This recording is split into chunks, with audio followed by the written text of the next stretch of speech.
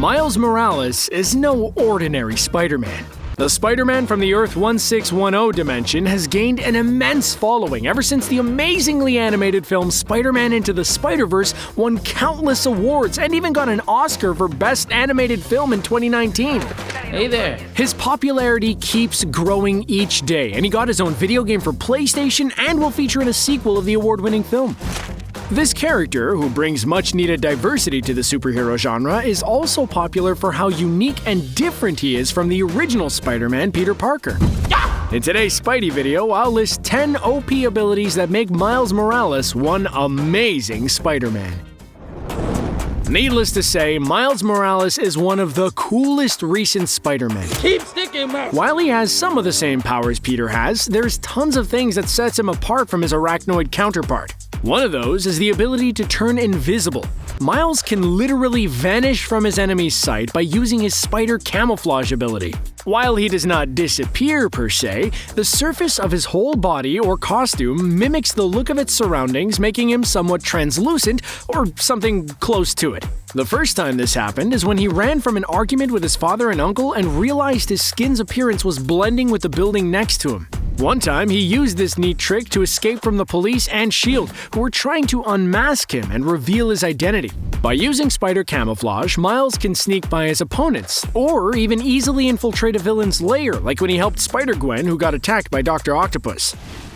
While camouflage helps him hide in plain sight and can be used as a sort of defense mechanism, Miles' Venom Blast ability is more on the offensive side. This skill allows him to send a bio-electric shock when he touches someone or something. The electrical blast happens a few moments after he touches his target, which creates a surprise effect capable of destabilizing the strongest of foes. In some ways, it's sort of a very OP taser, which is integrated in his body. It's been really useful to fight any enemies who use technology like the Vulture, the Green Goblin, or Doc Ock, since it can discharge their gadgets, and it also has its uses when he's in a very tight spot. The bioelectric shock is also powerful enough to defeat Venom, as just like high-pitched sound waves, it drives away the symbiote from its host. Unfortunately for this Spidey, villains are clever creatures and know how to adapt. Venom eventually developed a tolerance to it, while Doc Ock added anti-conducting elements to his set of tentacles, making the Venom Blast useless against them.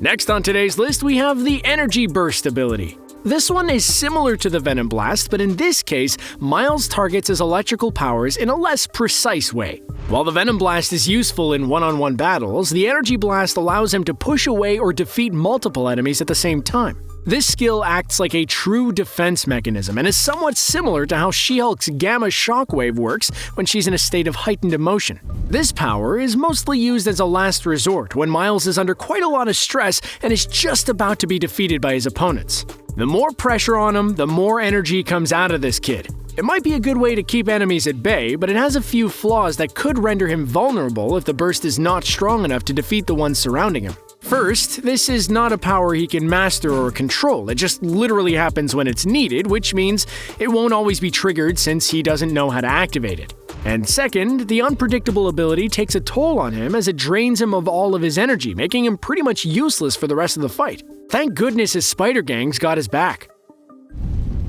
Peter Parker might heal faster than a regular human being, but he's far off from having Deadpool or Wolverine-level healing powers. While it's unfair to compare the Merc with a Mouth and the grumpy clawed mutant to anyone, Miles seems to have greater healing powers than Peter. He heals from wounds or side effects at quite an accelerated rate. One example of this can be seen in Ultimate Spider-Man number 11 when the poor kid's been kidnapped and tied up to a chair.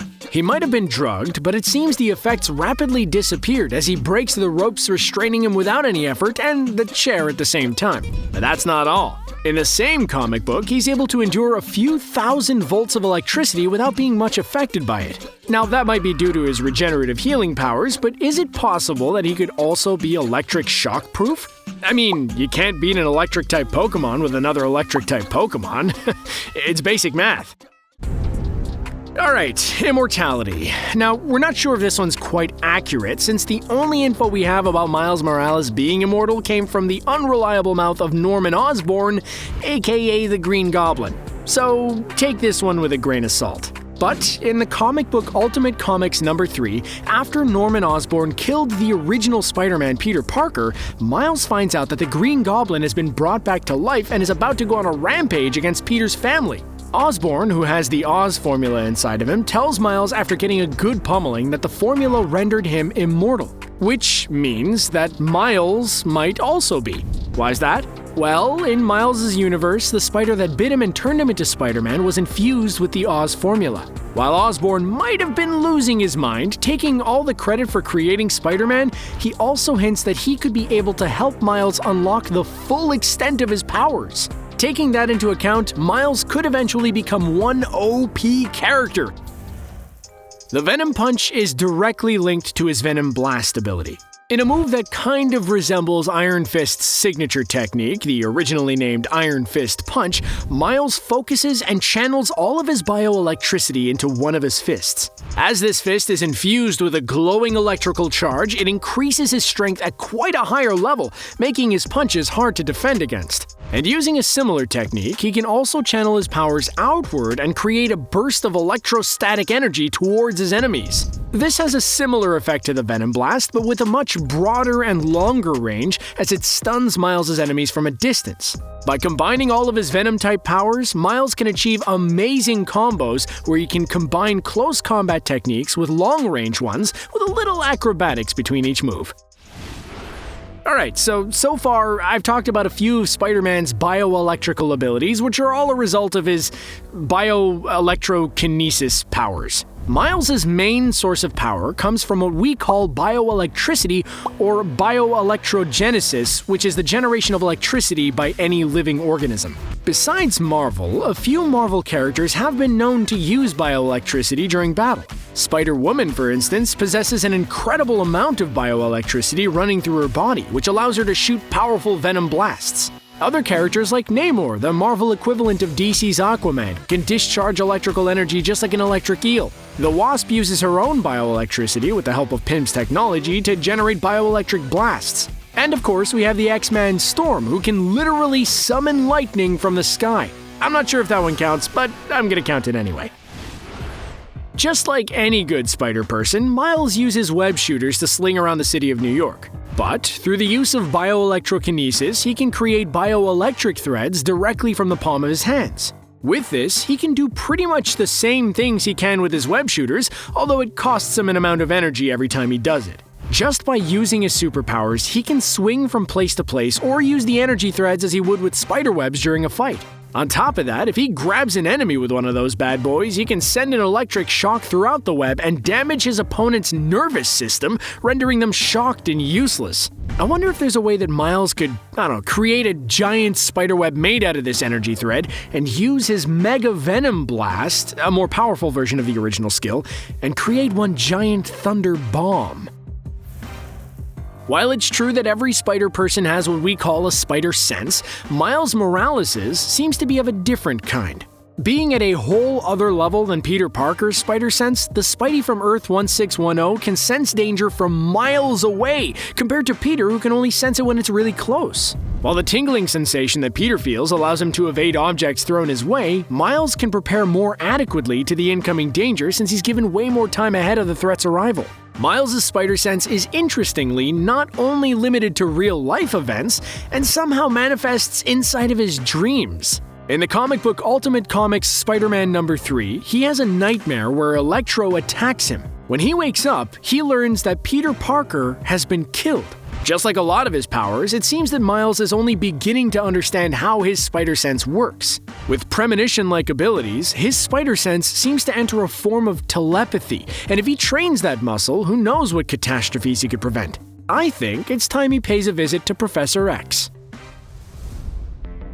Okay, today's last entry might not quite count as a power found within Miles' Marvel world, but one that affects our world outside of the comics and films. The Marvel Universe is getting more and more diverse, with characters from various ethnic backgrounds like Black Panther or Falcon, or the LGBTQ+ community like Valkyrie or Wiccan. And that's one of the most OP powers if you ask me. Representation does matter.